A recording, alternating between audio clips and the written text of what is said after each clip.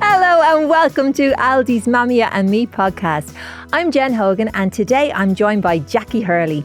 Jacqui is a celebrated broadcaster, author, advocate for women's sport and also a dedicated mum of two. With a career that has spanned across radio, television, literature and more, she's here today to talk all about her family life, her career and her advocacy for women in sport. Jacqui, welcome. How are you? Great. It is brilliant to have you here. Thanks a million for having me. And the colour of you. You were away on halls. I was. We took the kids to Spain last week and it was glorious. Just being able to sit out and relax with them. It was brilliant. Great time of year to get away. Oh, I tell you, it's a hard life, but someone's got to live it. Yep. Got to live it. And did it take you back a little bit to your own childhood in Australia and the sunshine and stuff? I tell you, we don't see the sunshine enough here. So you kind of do feel like you have to get away, because now that we have a winter that seems to last 6 months in Ireland, if you don't get away, you will definitely feel it. You know? Absolutely. No, I think that's why the last few days have been bliss. The last few days, everyone will know now it is early May.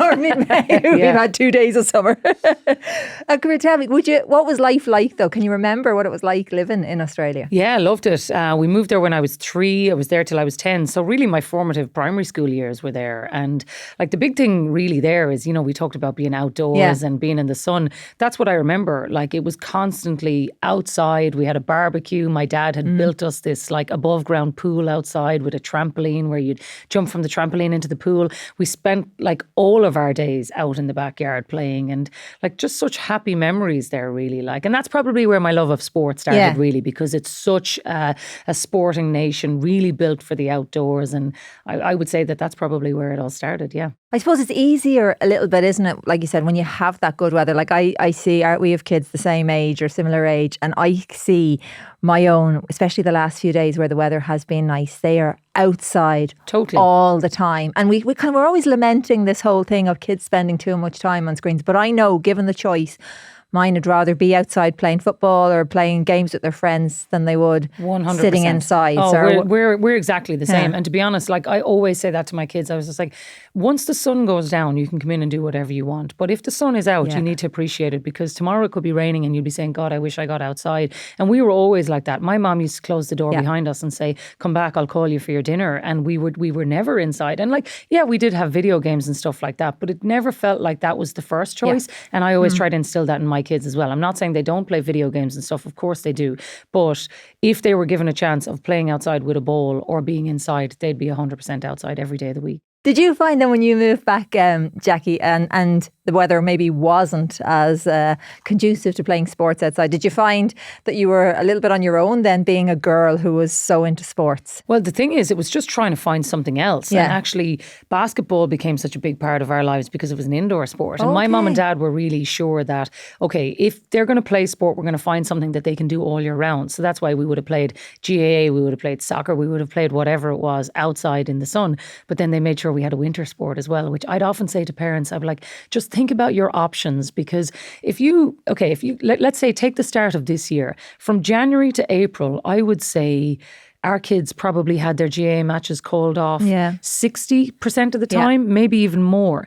Whereas if you're playing an indoor sport, the chances of that being called off, you know, unless there's a hole, has a leak in it, that sport is not getting called off. So you're giving your kids an opportunity to keep playing. And that's why, I'm not saying that's the only reason that they picked it, but they were definitely aware that let's find something that's going to help them to be active all year round. The basketball season runs from September till April, May, and then we would have had the summer playing other sports. So it was the perfect storm for us, really, you know. So your mum and dad, were they conscious? Because if I had to think back when I was growing up, I played football very, very badly, I should add. I was one of those, but I just loved it. Like, I loved football. I was obsessed, and I was unusual. Lots more girls into football now, but when I was growing up, football was for boys. That was very much the message.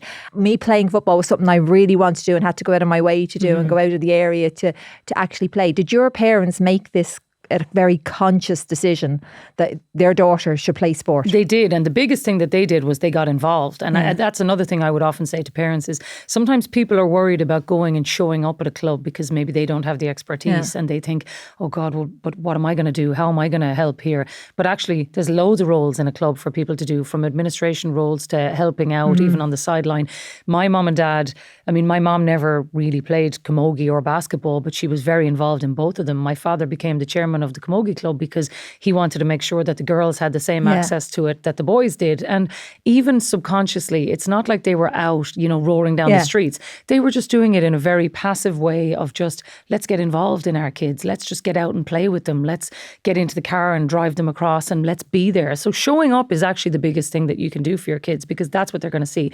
The other big thing that you mentioned there is I'd have a load of friends who now would not describe themselves as sporty. They would say, I didn't play team sports or I didn't play football. I wasn't involved in that. But these same girls would be running 5Ks, running marathons. They're doing the gym. They're doing yoga. They're Irish dancing. Like all of those things are sport. It's actually just in Ireland what we classify as sport is a big problem here. Yeah. So we probably need to broaden our horizons and say, yes, all of these people are very active and they're healthy and that is sport. And I think we're probably isolating a big part of the population by trying to just funnel it into just team sport being sport, And would you count like dancing around the house? Would that be a sport? Yeah. I'm good at that Jen, one. you have it down. You have it down. Good at that. Yeah. You nailed it there when you said about getting involved in sports because I think kids love that, don't as in their parents getting involved in sports. I think they love to see their parents be part of it. What do your kids make? Because everybody knows you, Jacqui. So you have, if Jacqui's on the sidelines or if Jacqui's involved in coaching, do you feel a different pressure? Do the kids get a kick out of everyone knowing to be honest, I think Luke in particular, because he's 10 and he's probably of an age now where he knows what my job is. Yeah. He probably has a better sense of it than maybe Lily, who's 6. But he still wants me to be there. He wants me to coach him all the time. Like I'd always say to him, do you want me to coach you today or would you prefer if I coached your friends or what? And he'd always be like, no, I'd love for you to coach me. So like I'm enjoying that, Jen, because to be honest, in another year or two, he might be like, go away from me, Mom, you're making a holy show of me. So as long as he wants me to be there, I'll be there. And like I would have been the same with my parents. There comes a point that having their approval is actually more important to you than anything else, you know? So right now, I love jumping in the car and having the chats and spending that extra time with him and being involved with something that I feel like I'm really helping him with his development of as well, because he knows I played and he knows that I know what I'm talking about. And that probably helps because me saying something to him, he actually listens, which, that doesn't happen as a parent in every other aspect of your life, There's the key to getting your kids to listen, get involved in their sport and know what you're talking about. Exactly. We are seeing, I think, that turnaround. I think it really started to see it, that increase in girls' involvement in sport and the increase kind of in the importance placed on girls' involvement in sport. What we're not seeing, though, is the increase in women as coaches. We're not seeing that yet. And I don't know how to, because my own husband's involved, like as in he's a coach with one of my son's teams. And I'm always on some sideline or other cheering on some child or other running from A to B. But there is always that shortage of women getting involved. And I suppose it is an all-male environment, or typically an all-male environment, which perhaps is why mums don't feel as comfortable getting involved, or like you said, they don't feel as comfortable or don't know as much about the sport, might think that themselves, and it may not even be the case. But how do you reckon we change that? Well, the biggest thing is actually the knowledge base for a lot of the moms that I talk to. They feel like they can't stand on the sideline because they didn't play. Right. And a lot of the reasons they might not have played is for all the ones that you've just outlined. It might not have been in their school, it might not have been in their club, the support wasn't there. So you're actually having an age group of women between 40 and 55 who felt like they didn't have the same opportunities that girls have now. And the knock-on impact is actually being felt in the coaching now. What I would say is, if there are foundation courses in your club, get involved and do them, because there'll be loads of people like me or other coaches who might have played at a high level, but they haven't done those coaching badges either. So you're actually starting at the same level as all of those people. And that's something that I always encourage my friends that maybe they haven't thought of, because they're thinking, like for instance, my cousin, I'm sure she won't mind me saying this, but she never really played camogie or football or whatever, but her daughter was a star from when they were younger, really, really brilliant, and they both got involved. And because my cousin's daughter was really successful, she thought, you know what, I'm going to get involved. I'm going to start coaching. But like that, she was worried, how do I advance to the level? But she went off, did all her foundation courses, got really involved. And now her daughter is playing for Dublin and she's looking after the team and she's really involved in the coaching setup. And I was saying to her, fair play to you for not only just bringing your daughter and taking her on the journey, but also being part of it now, because now she has the confidence to stand on the sideline and know that maybe she doesn't have all the skills of the game herself, but she can certainly impart a huge amount of knowledge from what she's gone off and studied. So I would always encourage encourage moms to go and do the foundation courses and to go and just get the coaching badges and know then that you have the confidence to stand there, because it's not about how far you can puck the ball. It's about what you can teach your kids. And I hope that people remember that, because it's definitely daunting. And the other thing I would say is, when you turn up to those coaching courses, you're going to think that you're walking into a room full of men. But the more of your friends that you can talk into coming with you, there's a better chance that you're going to have a 50-50 room where there's a lot of women involved. And a lot of clubs run like Hurl With Me programs and that kind of thing as well, where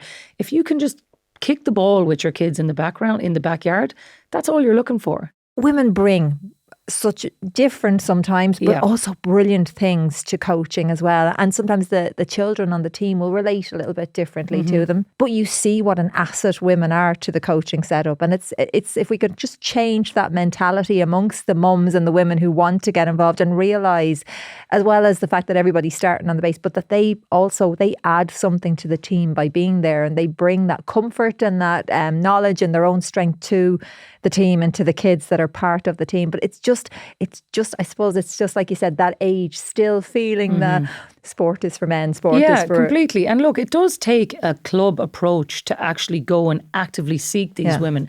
Because often if you're running a club, you're down there and you see these moms on the sideline and they're standing outside the gates. The best thing you can do is walk outside the gates and go and have a chat to them and be like, how are you? What are you into? What's your son or your daughter doing there? Would you like to get involved? We've all these roles. We'd love to see you. I have a load of friends who are involved in our club, and not necessarily in a coaching capacity, but they do a million other things, whether it comes to a festival of football or whatever, and they get involved in those kind of roles. There are loads of things for people to do in a community capacity that they can do if the coaching is so daunting that they don't want to be involved. What you will find is a lot of the men are generally the ones who are really encouraging the women to do it. It's just the women are, it's that fear, So I think once you find a few comrades and men to support you, then I think it's like any boardroom, Jen. You want it to be diverse so that everybody has different ideas and they all bring them to the table for it to be better for everyone. And that's as important in a coaching sense as it is in a professional capacity. How important do you think friendships are within clubs? Because it's a big draw, isn't it? A lot of our kids get involved in stuff because their pals are doing 100%. Sure, it's the biggest driver of sport is they want to be there because that's where their friends are. And, I think even in the smaller years, you're trying to find that balance between putting them with their friends, but also allowing them to grow and develop and meet other people through sport. Like one thing that I always say to my kids is when I was growing up, I had girls that I went to school with, I had girls I played basketball with, I had girls I played camogie with, then I had girls I went to college with. And all those different friend groups still exist in my life. And I always say that to my kids. I'm like, you can go and play with boys and girls from other schools and they will be your friends in a different capacity. So it's really important that when you do turn up, that you're open to making friends with a whole new range of different people.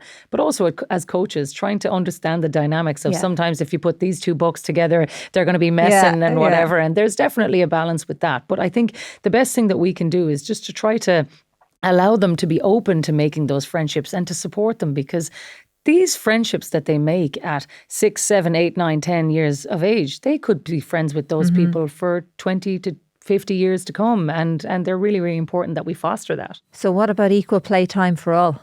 I'm a big fan of it, to be honest, particularly at this age group, because I just think it's not the All-Ireland, and I think sometimes we do have to remind ourselves as coaches of that. Yes, it's important that kids understanding that winning and losing, but there is a time and a place for that, and there are certain competitions that are protected for that. And I have no problem with saying, look, this competition, we want to try out these players, we want to see what this is like, if everybody understands that that's what the message is. But I think fundamentally kids just want to play, and if they learn one lesson, it's that their support of each other is actually the most important thing, because one boy might have a day where things don't go his way and they lose a match and he feels under pressure that it's his fault. But the worst thing that his friends can do is turn around and blame him. And actually by having equal play for all, then the result is actually not as important. All you're worrying about is, did we all have fun? Did we enjoy ourselves? And more importantly, do they all want to come back the next day? Because forever when we start losing children from sport, the first phone call that we need to be making is to those parents to say, was there anything more that we could have done for your son or daughter to keep playing? And if it's that they felt it was too competitive and that there was too much of a push on not being equal play and trying to win a game, then I don't think we're doing our jobs then, because I do think having these kids playing sport in another 20 years should be the primary focus. Oh my God, that just makes my heart sore. You say that, but it is, I suppose it is that message that we do, and that is the thing we want. That's the goal, as many as possible for as long as possible. That's the goal. That's it. And actually on that, right, one big thing, lots of people in sport always talk to me about streaming kids, Yeah. They all say, is it a good thing, is it not, or whatever. I would have been, and I'll say this openly, I would have been very anti-streaming at the start, because I always thought, God, it's not fair to put a tag of an A, B or a C on a child or whatever.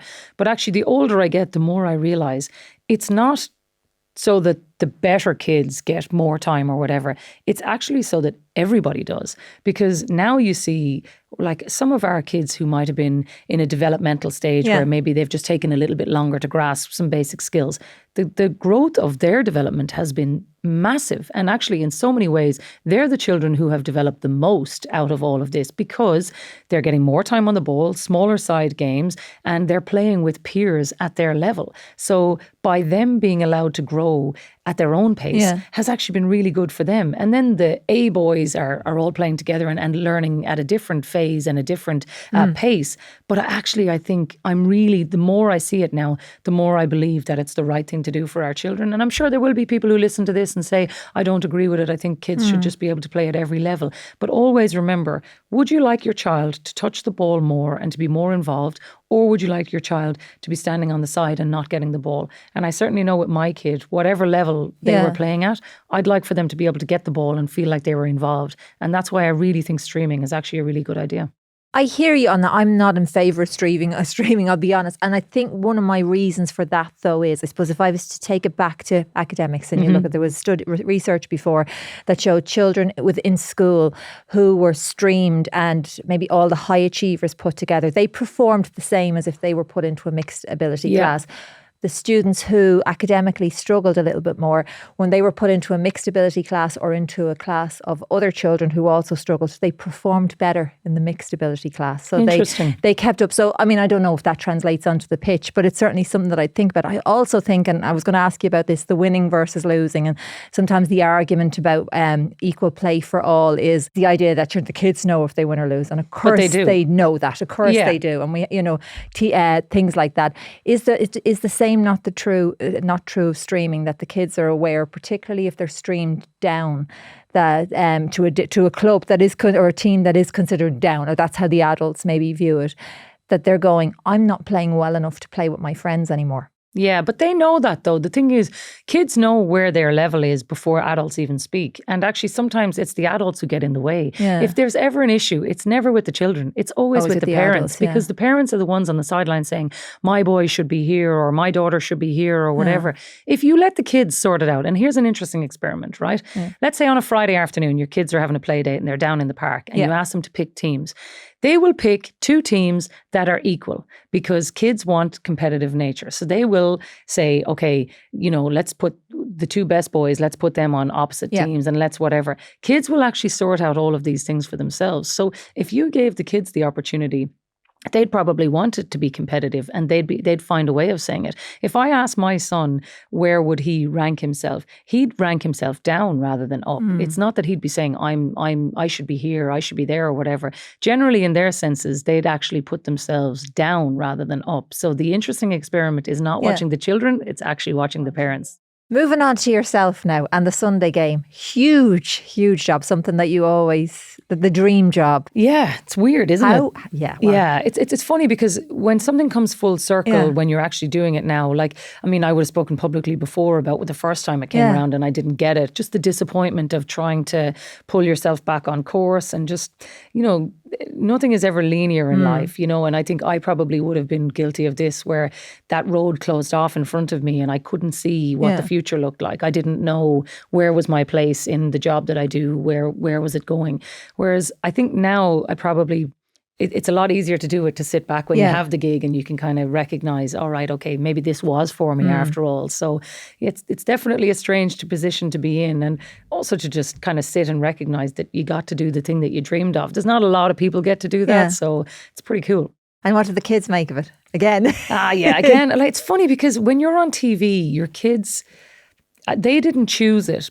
And they are probably embarrassed by it a little bit as well. And particularly when I go into their school, like I'd often get asked into the school to do like sports day or Patrick's Day parades or whatever. And, you know, my kids would be like, Mom, are you going to be on the microphone? And there's a part of them kind of delighted, and then there's a part of them really mortified, you know, especially if I give them a shout out on it, like they're definitely like heads down. But then when they really enjoy it is, you know, when their friends come over and they're chatting and they're like, oh, what you think of the match? What you think of this or whatever? Then it's suddenly cool to them because other people are interested in, you know. So there's definitely probably a difficulty there in their minds of how do they grasp it all, you know. And do you find it hard because of timings and stuff? Do you find it hard with family life, working on the Sunday game? I mean, the weekends are difficult. Like we're very lucky that Shane doesn't work on the weekends, so he's around with the kids and we can kind of juggle that much. You know, the one thing is, I'm around, like I do the school drop-offs all week, you know, so I'm around every day during the week, really. I mean, there might be the odd thing where I have to jump off and do something, but generally I'm around. I get to do their homework with them and all that. So I get a lot of things that other moms and dads don't, and I'm always really aware of that I have to be lucky of that. But the weekends are difficult because I'm working Saturdays generally on a lot of rugby and then Sundays with the GAA. So it's a big juggle.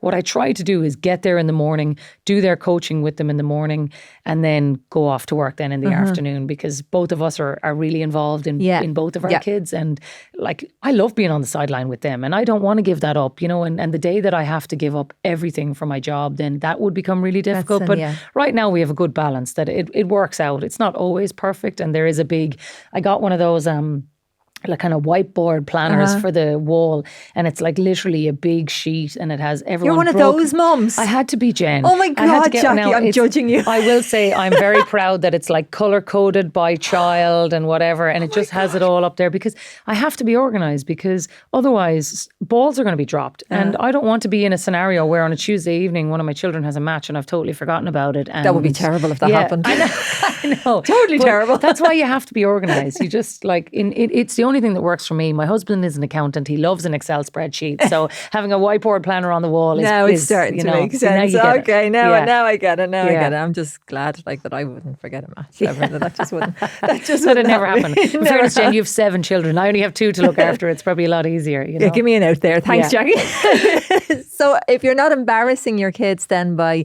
being MC at the Patrick's Day parade or talking on sports days, or just generally being at the school gates, you're embarrassing them by writing books then and being a really famous author. How is that? Yeah, like I probably always wanted to write a book. It's just, if you are going to ever do a book, you have to have something that you're really passionate about. And I didn't want to just do a book for the sake of doing something. And I thought long and hard about what is the thing that I am most passionate about. And it is probably keeping kids involved in sport, and young girls in particular. And that's why Girls Play 2 came about. I always just felt like, do you know, when I was younger, Sonia O'Sullivan was my hero. Absolutely loved her. I thought she was amazing. I mean, still is one of my heroes to this day. But it felt to me like Sonia O'Sullivan was the only woman in sport who really got that admiration and the proper treatment of a rock star sports person. Whereas like now you're looking around, you've got like Leona Maguire, Rachel Blackmore, Katie Taylor, Katie McCabe. There's so many amazing stars out there that are deserving of those platforms. But we need to make sure that our young girls know everything there is to know about them. And I was like, I always felt you could change maybe 10% of adults' minds with a book and do something like that. But you could change the future for children by giving a children's book that actually opens their minds to a whole other world that they didn't know existed. And one of the things I love most now is going into primary schools or going into clubs and meeting young girls. And, you know, I was at Helen Back the other day. My son was doing the run, and this girl came up to me in the car park and she just ran over and said, "Hi, I have your books," you know. And like, I don't know how she recognized me because I was like head to toe in muck in a field. But she came over and I was like, oh, that's great. I love hearing that. And she was like, thanks. And she ran running off. And I was like, that to me is what it is for. It's those young girls who have an opportunity to read something that you and I never had. I would have loved a book like that when I was younger. And I thought, why am I waiting around for somebody else to do this when I could do it? And so, like, I'm not saying it's going to change the world, but it might just change the mindset of those young girls to know that they can have a future like those girls. And again, I presume the kids are super proud. Oh, they loved it. I mean, and really, actually, it's funny because Luke is the oldest and he's obviously a boy. I bounced a load of them off him. Like, so he read a load of the stories before it went to print. And I always thought, oh, maybe I don't know if he's going to get it, you know, because a lot of them were about struggles of female athletes. But he asked the most like simple, basic questions. He'd be like, for one of them, let's say the Cork ladies footballers weren't playing in Páirc Uí Chaoimh.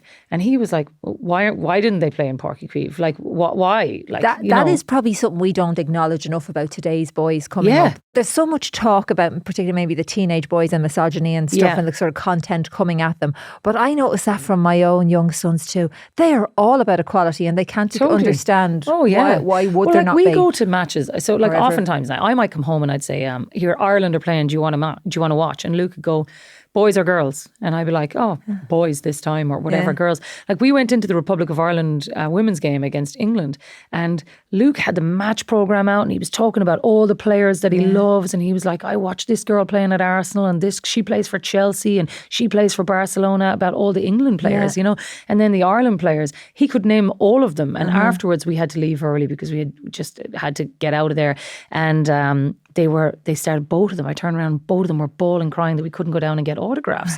And actually a couple of the players messaged me afterwards and they were like, look, don't worry, we'll sort you out, we'll meet you at some point.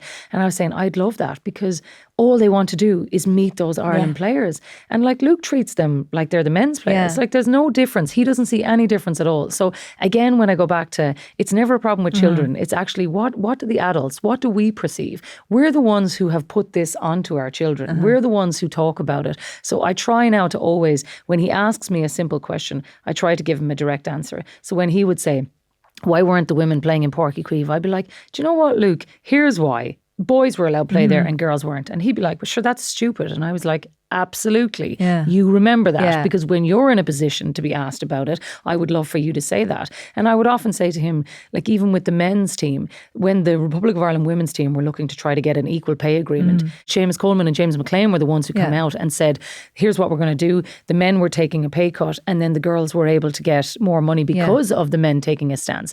And so by teaching our young sons that this is the right moral thing to do, we're going to teach them to be men who do the same. And I was really glad to see people like Seamus taking a stand because it makes a big difference. Absolutely. You know? And when you were writing the book, Jacqui, were there any stories that really stood out for you? Yeah, like, I mean, to be honest, there were so many people, even trying to research it. It was like, do you remember in X Factor with judges' houses where they had the post-its out and they were trying to pick who was in or who was out?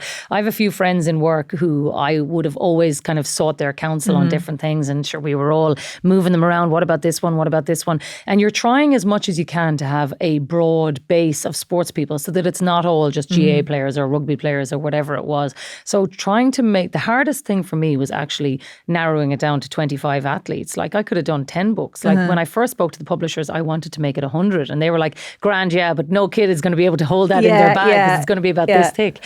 So trying to pick the athletes was the hardest thing.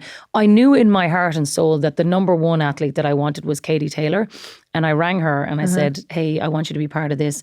And she said yes immediately. Because the one thing is with Katie, she knows what it means for her legacy to have other young girls doing her sport. And so she is probably one of the biggest advocates of women's sport that we've ever had, because not only has she kept raising her own ceiling, but she's been bringing that groundswell of people with her for 20 years now. So once Katie Taylor was on board, it was a very easy conversation to go and get everybody else to be part of it. And in all of them that I asked, there was not one of them that said no. They were all so invested in it because each one of them has had their own struggles in different ways and all of them wanted to be better for the future. So even just going back and researching on some of the people who had gone by before us and just, you know, even people like Mary Peters and different athletes who had gone by that I never got to watch in person, even just reading about some of their stories was so eye-opening, just of some of the journeys that a lot of these women had gone on. So it's probably the thing that I'm most proud of in all of my life, and doing the job that I do. It's an amazing career, and I absolutely love it. But when people often ask me, what are the thing you're most proud of? It's probably publishing the books, because of the impact that it had on the people that I really wanted to speak to. Oh, that's a lovely thing to be. That's the goal, isn't it? And to know that was realised. Yeah, exactly. And listen, sometimes you can be really cliched about things and say, oh, it was all for you and it was whatever. But it was one of those passion projects that it really was for children. So when you see them then writing about their sports stars or sending you letters or talking about it, that's when you know you're making a real impact. And that's all we want to do. You just want to make it better for the ones who come after you. So Jacqui, the Olympics, tell me about that. I love the Olympics. This will be my 4th one this summer, which is kind of hard to believe. It's just the years go by in such a flash. That actually is 4th. Oh my God. So I went to my first one in London 2012, and that was when Katie Taylor won her Olympic gold medal. And, those are the moments that stay with you forever. Like that day when she won the gold medal, there was 9,000 people in the Excel Arena, and I would say all of them were Irish. Like coming out, listening to people singing The Fields of Athenry. She walked out, her ring walk was to Rihanna's Only Girl in the World, and the place was just rocking, and it was something that I'll remember forever, because just an Irish person with that much pressure on them to go in and to win a gold medal in front of the world. Boxing was only in the Olympic Games for women because of Katie Taylor. So imagine the pressure that was on her to deliver. And then just having moments like the O'Donovans in 2016, Kelly Harrington in 2020, Ellen Keane at the Paralympics in 2021. Like those moments are things that'll stay with you forever. And I think we go to Paris this year with the biggest ever Irish team.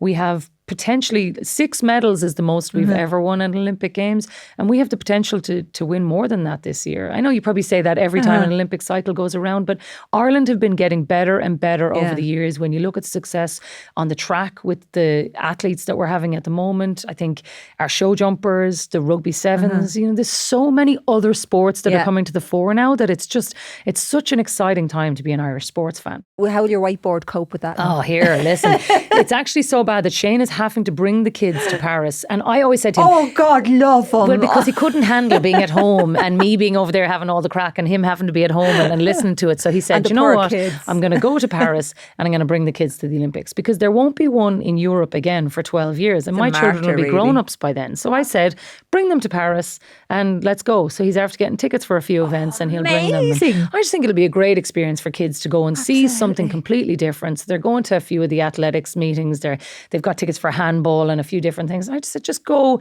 experience it, because it's something you'll remember forever. That is brilliant. That's like just such a deadly thing to be able to do, and also makes life easier for you. Well, exactly. I think he was just like, whiteboard, Paris. Go to Paris. Yeah. Paris hands down. Yeah. Could I ask you, actually, just, sorry, I know this is maybe a hard thing to talk about in terms of having Luke, because when you had a little boy, because you lost your own brother, and I know you spoke to me about that before, but could you tell us a little bit about your brother and the impact that had on your life, and then you becoming the mother of a boy after his terrible loss? Yeah, it's just unimaginable grief for any family to go through. When Sean was the youngest in our house, so he was 25 when he died. So when you're thinking, I think for any parent, and now that we both have kids, you're sitting here as a mom and you're thinking, how could it possibly be that person? Yeah, you never, I think when you have your own children, you realize the grief that your parents went through. Because I could only think about it as a sibling at that time, and you've grown up with this person, and there was 3 kids in our house. My sister was 15 months older than me. My brother was 2 years younger than me, and we were really close. We did so much together as a family. We were always out and about, and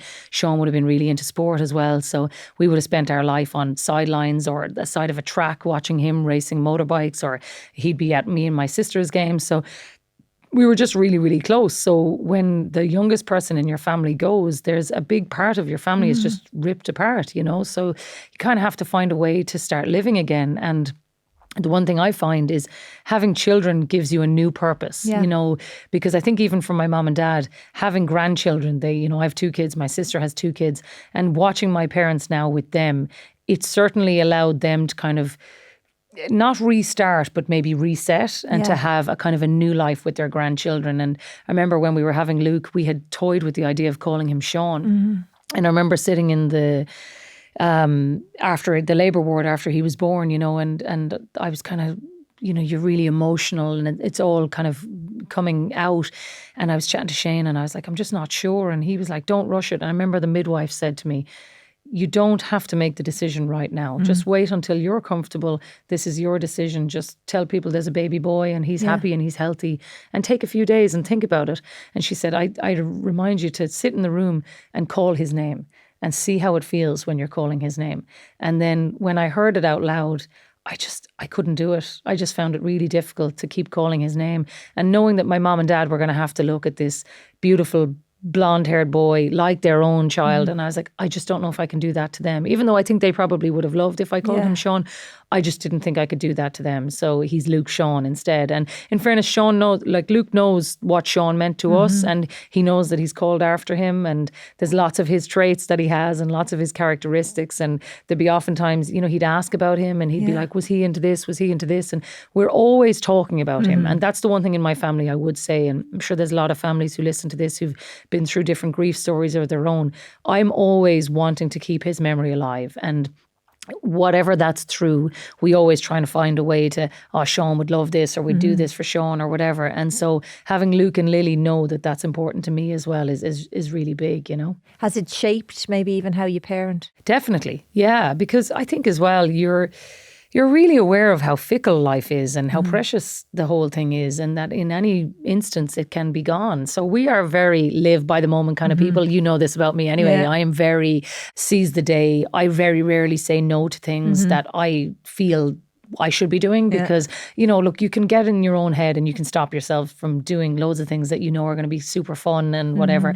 I'm very much like, I'd love to do that. That sounds great. Let's do it. And I'm the same with my kids. I'm just like, go for it, because life is so short. And I know that. Like, Sean packed more into 25 years than more people could do in 100. He lived life to the absolute max. And I know that he got the most out of himself. He was really successful in everything that he did. And he was just a super guy. But he should be here. Yeah. And I don't want to have regrets like that. So I'm very just like, perspective is everything. It totally shapes the way I am with them. And it really shapes the way I am with me. You actually even doing things for you. You and Shane take holidays without the kids, don't you? Oh, God. Like, that's living the dream. Come here, that's the most precious thing of all. Like, we go away minimum for a week together every year, because... why wouldn't you? Like, you've got loads because of women. Babysitters run screaming. That's well, to be fair, if you've got 7 children, that's probably a little harder to ship them out. But with us, we're very lucky that our kids are pretty easygoing as well. They're not hard to be around. Yeah. It's not a chore for anybody to mind them. They're good crack. They eat everything. There's no bothers with them. And sure, my mum and dad, or Shane's mum and dad, are only delighted to see them. And thankfully, our parents are young enough and able enough to be able to take them too. And that probably makes a big difference. But it's protected time. And actually, it was Shane's mom very early on in our relationship always said, keep time for yourselves. Because, even when we were having kids, and it's hard in those first few years to get away. But like, we took Luke away for the first time when he was 10 weeks old, because she had said, look, he's a baby. He'll be a baby anywhere. Just throw him in the sling and off you go. And we've always been like that. We went to New Zealand when Lily was 5 months. Luke was 3. We went in a camper van for 6 weeks, which probably isn't the ideal holiday for a lot of families who might listen to this. But we're just like, look, what's the worst that can happen? Just go and do it. And I think us having our time together has been really good for us. And it's something that I would never give up. And I would really encourage other people to do it, because it's great. It's a thing people can feel guilty about if they don't have babysitters. I don't feel guilty at all, because when I come back, I know that I'm going to be better for them, because I feel refreshed. I feel good. I've gotten quality time with their dad, where I'm not spending all my time talking about the children. We're just doing things for us. We're off having the crack. Like, we'd go off and rent scooters and go off and do something, or, like, just doing things that give us enjoyment is really important, because we're parents, but we're also partners, so away from all that, I want to be with him. With summer coming up, I suppose a lot of parents are going to be thinking of probably not getting away on their own, but thinking, how are they going to manage the madness of the summer holiday? I know already,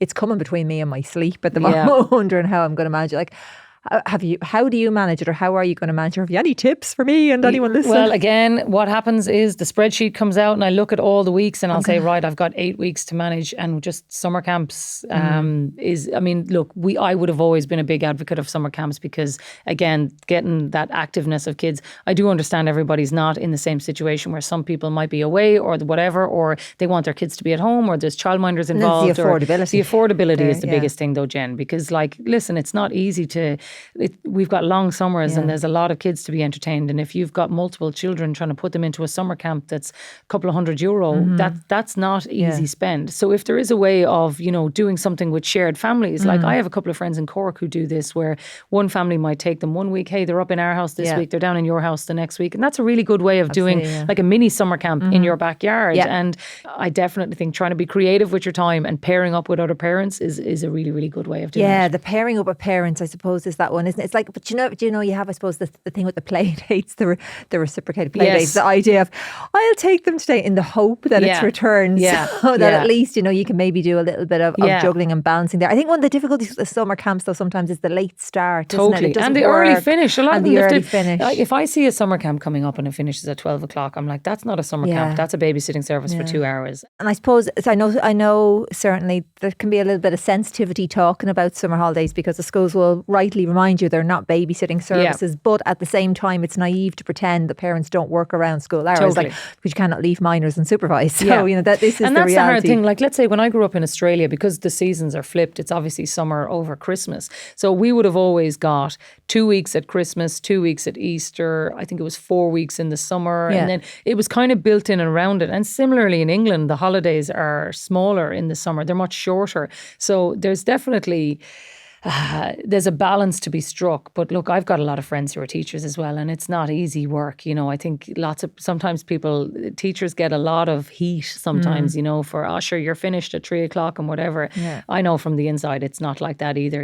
I just think there has to be a balance between parents trying to work around that and find a job that allows them to do that. Because certainly in the summer, for moms in particular, for working moms, I think you're seeing a lot more of them are taking unpaid leave over a summer, or some of them are stepping back from working outside the home for those same reasons, because they feel it's not viable. And the one thing is, for women, that's not sustainable forever, because a lot of women might give up work for 10 years to be able to stay at home and mind their children until they're at a point where they can look after themselves and go back out.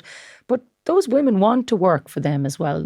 Some of them maybe don't. But it's not a choice. So we need to remember that if those women do want to go back into the workforce, that we support them in that as well, and that we find a way to say, okay, if it makes more sense financially and it's viable for you to be at home, fantastic. And those are great years that you get to spend with your children.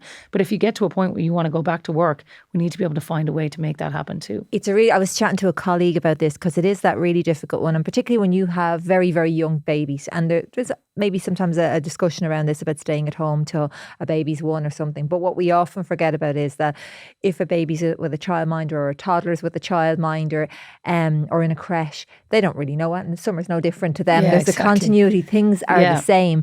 The real pressure comes for a lot of parents when their children attend school and with midterms and summer holidays. So it's not just that kind of block of 8 or 9 weeks. It's that, and even if you've got somebody who's in secondary school and they're maybe in first year, yes, of course, they're probably old enough to stay at home for a few hours. But are you okay with a 13-year-old at home all and listen, day on that's their where own? the difficulty comes for parents, because you're consistently faced with choices. Yeah. It's always, am I comfortable with this? Am I comfortable with this? This is happening. And then in the class groups, like you're on all the WhatsApp groups as much as I am, somebody does something, so then somebody else is thinking, we have to do that. And then there's a pressure for, okay, I've got my child a device. And then we're thinking, okay, I have to get my child a device or whatever. It's the same when it comes to somebody making decisions to stay at home. And a lot of it is really based on finances, Jen, as well. Like, that's the big part of it. Like, I have a lot of friends who might have been in a job where they'd say, it's literally, I'm making the same amount of money that it's costing to send my children out in childcare. And at that point, then that becomes a financial decision. And sometimes that's not a choice. Yeah. Sometimes that is just, we're doing this for our family, and that it makes the most sense, but it's not necessarily the thing that they would have chosen if they were given all of the opportunities out there. So I think parenting is just constantly being faced with a set of circumstances and how you're adapting to it. And that's the hardest part of it all, you know. It's like the economists were writing about it there a little while ago, the motherhood penalty versus the fatherhood bonus, and the showing that, you know, that when men become fathers, often their salary will go one way, whereas for women, women, you'll see the big drop off, but you'll also see the career drop off and the absolute penalty that comes with being a mother because of the choices that will often be women make. And then make. The way that we look at some of those mothers as well who choose to stay in the workforce because they've got a successful job and they want to work. Do we punish them and do we look at them in the same way that we look at men as well? Because suddenly some women would be seen as, oh, she's a career woman. Prioritising that over the family. She's doing that. We do the same we do the same to women who stay at home. We go, oh, no ambition. Exactly. No ambition, doesn't really contribute. Exactly. But isn't it well for her? Yeah, but we've put them in those brackets.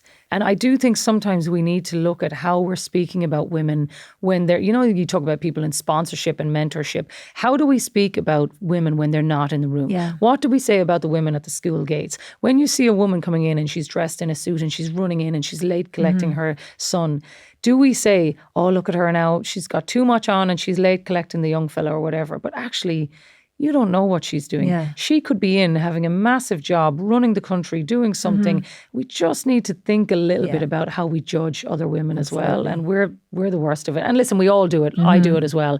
But I just think if we could be a little bit more mindful about how do we support those people, whether they are staying at home or whether they are working, how we make it better for them and how we support each other. So, Jacqui, I have some quick fire questions for you. Pressure. Okay. But first thing that comes into your mind, and the first one should be funny.